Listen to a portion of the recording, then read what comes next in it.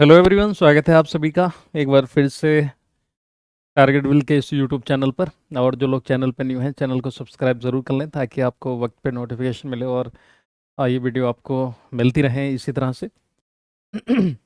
तो आज इन्वायरमेंट की क्लास के कुछ क्वेश्चंस हम लोग जो है देखेंगे, जो आपके इंडिया के सभी एग्ज़ाम जहाँ पर ईवीएस आता है, इन्वायरमेंटल स्टडीज़ इकोलॉजी इन्वायरमेंट या इन्वायरमेंटल इकोलॉजी वैन से, और जहाँ पर आता है वहाँ पर जो है यहाँ से क्वेश्चन रहेंगे। तो चलिए बिना टाइम को वेस्ट किए हुए देखेंगे आज का पहला सवाल। The degradation from one ecosystem to another when there is no sharp boundary between the two is called. कहने का मतलब ये है, क्वेश्चन में कहा गया है कि एक पारितंत्र है या पारिस्थितिकी तंत्र है, जो है पारितंत्र से दूसरे पारितंत्र में अवक्रमण जब दोनों के बीच तीक्ष्ण सीमा न हो, क्या कहलाती है। कहने का मतलब ये है कि एक इन्वायरमेंट, मतलब एक हैबिटेट ये है मान लो, और कोई दूसरा इसके बराबर से हैबिटेट है, और ये एक शार्प बाउंड्री नहीं है, मतलब इतना रिस्ट्रिक्शन नहीं है कि इधर की चीज़ इधर या इधर की इधर इधर ना जा सके। मतलब इसमें जा सकती है, हो सकता है मान लो ये रिवर हो और इधर जो है कुछ ऐसा फॉरेस्ट एरिया है जो रिवर में से उधर कोई जा सकता है इस टाइप का, या फिर इधर कोई झील वगैरह है ना, लेक, और इधर से जो है वो कुछ है डेजर्ट है या कुछ है इस टाइप का। तो उसको हम क्या बोलते हैं? ऑप्शन है आपका फूड चेन यानी खाद्य श्रृंखला। दूसरा है फूड वेब यानी खाद्य वेब, जिसको आप खाद्य जाल भी बोल देते हैं, खाद्य जाल। ओके। या फिर जो है इकोक्लाइन, इकोक्लाइन इसको कहा जाता है, या इकोटोन कहा जाता है, इकोटोन।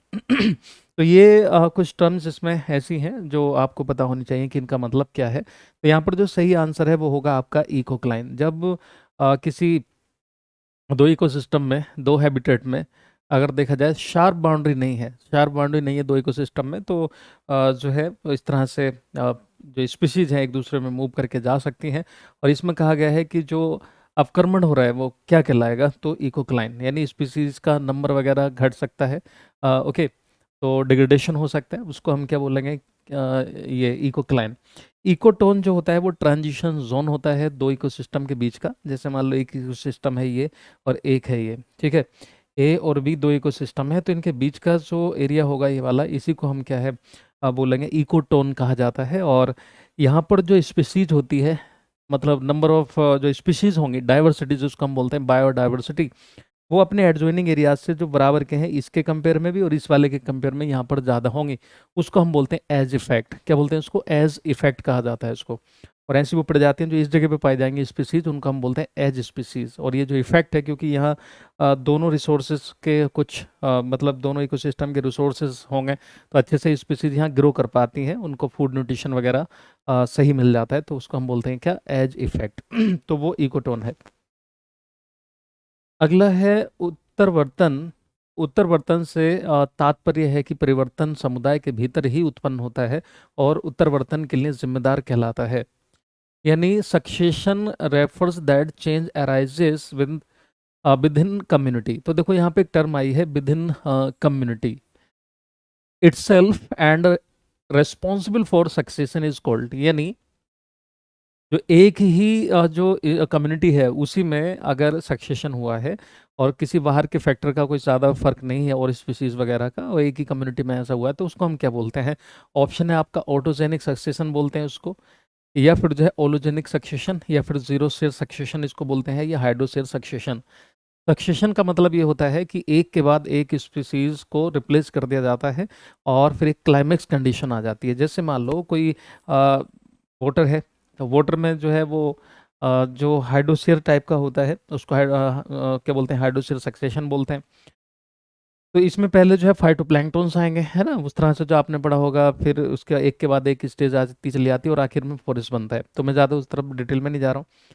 इसी तरह से है ना, और भी जो एरियाज होते हैं, जैसे रॉकी एरियाज हैं या लैंड पर अगर सक्सेशन हो रहा है, तो उसमें पहले जो पहली स्पीसीज होंगी, जैसे लाइकेंस वगैरह होते हैं, तो पाइनियर स्पीसीज कहलाती हैं, और जो बिल्कुल एंड पे जा करके क्लाइमेक्स पे पहुंचता है वो आपका क्लाइमेक्स स्पीसीज कहलाती हैं। और ज़रूरी नहीं है कि हर सक्सेशन के दौरान इकोसिस्टम पूर्ण रूप से वहां तक पहुंचे, यानी बिल्कुल फाइनली जो है वो मतलब पूरी तरह से इस्टेब्लिश हो, नहीं भी हो सकता है। बीच में जो है कुछ नेचुरल डिजास्टर्स हो सकते हैं जिसकी वजह से नहीं भी हो सकता है, ठीक है। तो जो तो एक ही स्पीसीज के मतलब एक ही कम्युनिटी के अंदर अगर ऐसा हो रहा है सक्सेशन, तो उसको हम बोलते हैं ऑटोजेनिक सक्सेशन बोलते हैं। और अगर किसी बाहर की स्पीसीज का असर पड़ के किसी में कोई सक्सेशन हो रहा है, और काफ़ी चीज़ों का फर्क है, और मतलब कम्युनिटी का असर आ रहा है एक दूसरी कम्युनिटी पर, तो उसको हम बोलते हैं क्या, ओलोजेनिक सक्सेशन। फिर ये है जीरो सेयर सक्सेशन। इसका मतलब होता है कि जो खास करके जिसको हम बोलते हैं ना लैंड एरिया वगैरह पे जो हो रहा हो सक्सेशन, उसको हम बोलते हैं जीरो शेयर सक्सेशन, ठीक है ना। देन जो वाटर में हो रहा हो उसको हम बोलते हैं क्या, जीरो शेयर, सॉरी हाइड्रोशेयर सक्सेशन। तो यहाँ पर जो सही आंसर है वो ए है। इससे अगला है बहुत ही मामूली सा सवाल है, centre for ecological sciences situated at. देखो इस क्वेश्चन को हम तभी कर पाएंगे, एक स्टैटिक टाइप का जीके टाइप का जैसा क्वेश्चन है, जब हमने इसको पढ़ा हो। अदरवाइज ये ऐसे क्वेश्चन भी गलत हो जाते हैं, क्योंकि ये तो फैक्ट टाइप का है। तो ये ऐसे क्वेश्चन पे भी ध्यान दीजिएगा, इन्वायरमेंट से रिलेटेड है। पारिस्थितिकी विज्ञान केंद्र स्थित है कहाँ पर? ऑप्शन है आपका बेंगलुरु, दूसरा ऑप्शन है आपका अहमदाबाद, तीसरा है देहरादून, देन क्या है, कोलकाता। तो यहाँ पर जो सही आंसर है वो है आपका कौन सा, बेंगलुरु। सही आंसर है आपका कौन सा, Bengaluru. Bengaluru will be your right answer. Okay, Bengaluru में है। देहरादून में देखिए सेंटर फॉर इन्वायरमेंटल एजुकेशन का अहमदाबाद में है, ओके। और जो देहरादून में है वो एफआरआई वगैरह का है, ओके, फॉरेस्ट रिसर्च इंस्टीट्यूट है, उसका भी है। देन क्या है जो आपका एफएसआई है, फॉरेस्ट सर्वे ऑफ इंडिया की जो रिपोर्ट आती है हर 2 साल में, वो भी यहीं से निकलती है। देहरादून में और भी बहुत कुछ है, Indian institute of remote sensing है वहाँ पर, तो बहुत कुछ है, ठीक है। कोलकाता में भी बहुत सी चीज़ें हैं, और ठीक है। तो चलिए ये हो गया आपका आंसर। अगला है जो बहुत ही इंपॉर्टेंट है, earth hour is a global event organized by. Earth hour किसके द्वारा आयोजित एक वैश्विक कार्यक्रम है? पहले तो हम जरा समझ लेते हैं कि है क्या चीज़ ये। अर्थ आवर क्या है कि मार्च के लास्ट जो सैटरडे पड़ेगा, उसमें क्या है कि 8:30 बजे से लेकर 9:30 बजे के बीच में, मतलब 8:30 बजे से 9:30 बजे तक कहिए, 1 घंटा जो अननेसेसरी चीज़ें हैं लाइट वगैरह को बंद करके रखते हैं। ये कह लीजिए कि पूरी जो है लाइटों को बंद करके ही रखते हैं ऑलमोस्ट।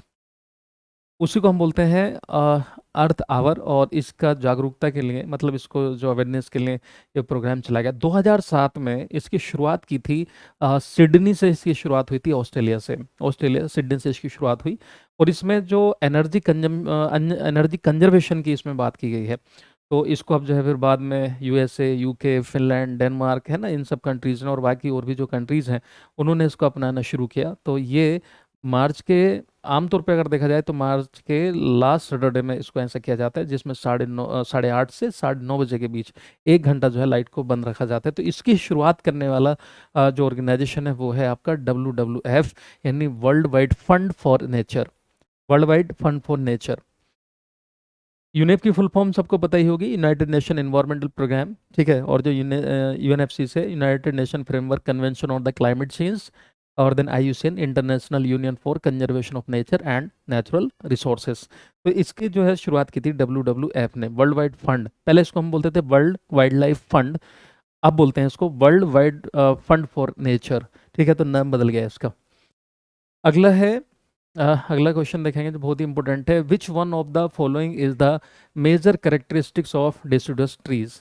ये आपका है ना, BPSC जैसे उसमें सब में आ जाते हैं सवाल, तो इनको आप देख लीजिएगा। तो IAS, PCS, BPSC, उसके अलावा आपके टीचिंग के जितने भी एग्जाम है, और KVS वगैरह है ना, वो सब, देन टेट्स के एग्जाम जितने हैं, CTET एंड है ना, और जितने भी, उन सब में यहाँ से क्वेश्चंस आते हैं, तो देख लीजिएगा। निम्नलिखित में से कौन पर्णपाती वृक्षों की प्रमुख विशेषता है? ठीक है, तो क्वेश्चन का लेवल ठीक ठाक ही है।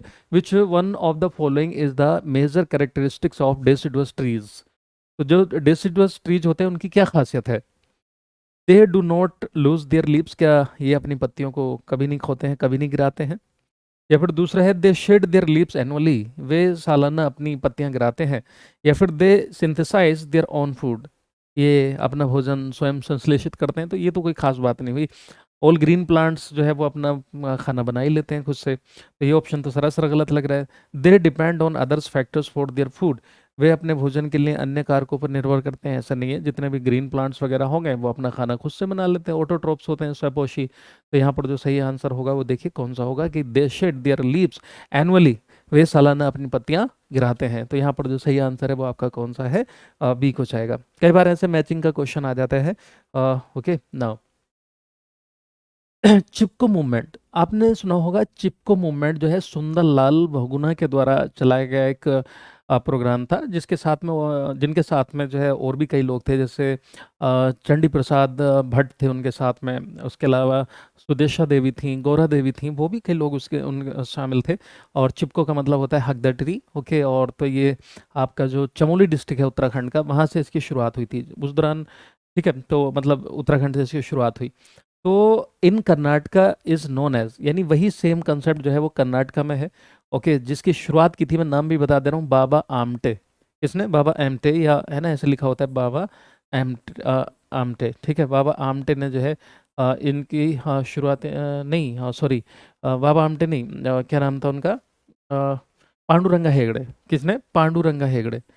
हाँ, पांडुरंगा हेगड़े, पांडुरंगा हेगड़े। पांडुरंगा हेगड़े ने इसकी शुरुआत की थी। जो अभी मैंने आपको बताया कि जो ये थे पांडुरंगा हेगड़े, तो इन्होंने इसकी शुरुआत की थी। तो वहाँ पर कर्नाटका में इसको क्या कहा जाता है, एपिको मूवमेंट कहा जाता है। ठीक है, सिपको मूवमेंट कहा जाता है। ओके, या फिर जो एसिको मूवमेंट कहा जाता है, या फिर नन ऑफ द अबव, इनमें से कोई नहीं। तो यहाँ पर जो सही आंसर होगा वो आपका होगा, देखिए इसको कहा जाता है एपिको मूवमेंट, एपिको आंदोलन, और इसका मतलब भी वही है, चिपको मूवमेंट वाला। ठीक है, कंसेप्ट है सेम, बस नाम अलग अलग है, हाँ चीज़ वही है। तो इसमें भी क्या है, पर्यावरण में खास करके प्लांट्स वगैरह को प्रोटेक्शन देने की बात की जाती है। बाबा आमटे ने जो किया था वो उन्होंने कुष्ठ रोग के लिए, जो कोढ़ होता है उसके लिए, लेप्रोसी के लिए एक मूवमेंट चलाया था। ठीक है, बहुत ही भले इंसान थे वो, उन्होंने बहुत काम किया है। खैर चलिए अगला देखेंगे। अगला है Similipal national park situated at. तो ये तो एक फैक्ट टाइप का क्वेश्चन है। कई बार ऐसे क्वेश्चन मैच वैच करने के लिए आ जाते हैं, तो देख लीजिएगा सिमलीपाल राष्ट्रीय उद्यान तो कहाँ पर है, तो एक मयूरभंज डिस्ट्रिक्ट पड़ता है। कहाँ पर? उड़ीसा में, मयूरभंज। ओके, तो वहाँ पर है ये। तो यहाँ पर जो सही आंसर होगा कौन सा होगा आपका? उड़ीसा होगा, ये सही आंसर इसका उड़ीसा को जाएगा। ठीक है ना। पंपास, पंपास घास के मैदान कहाँ पर पाए जाते हैं? पंपास घास के मैदान कहाँ पर पाए जाते हैं? ये है आप लोगों के लिए, सबके लिए होमवर्क। कमेंट बॉक्स में इसका आंसर बताइएगा ज़रूर, मुझे अच्छा लगेगा इसका आंसर अगर आप कमेंट बॉक्स में बताएंगे तो अभी के लिए मैं इतने क्वेश्चन ही रहने दूंगा, मिलते हैं अगली क्लास में। और इसी तरह से क्वेश्चन में लेकर के आता रहूँगा। कमेंट बॉक्स में अपना वैल्यूबल कमेंट्स टाइम निकाल के ज़रूर दीजिएगा, और जितना हो सके वीडियो को ज़्यादा से ज़्यादा लोगों को शेयर सब्सक्राइब करवाइएगा, ताकि मैं ऐसे ही क्वेश्चंस लेकर के आता रहूँ और मेरी हौसला अफजाई होती रहे। तो अभी के लिए इतना, मिलते हैं अगली क्लास में। बाय बाय, टेक केयर, जय हिंद, जय भारत।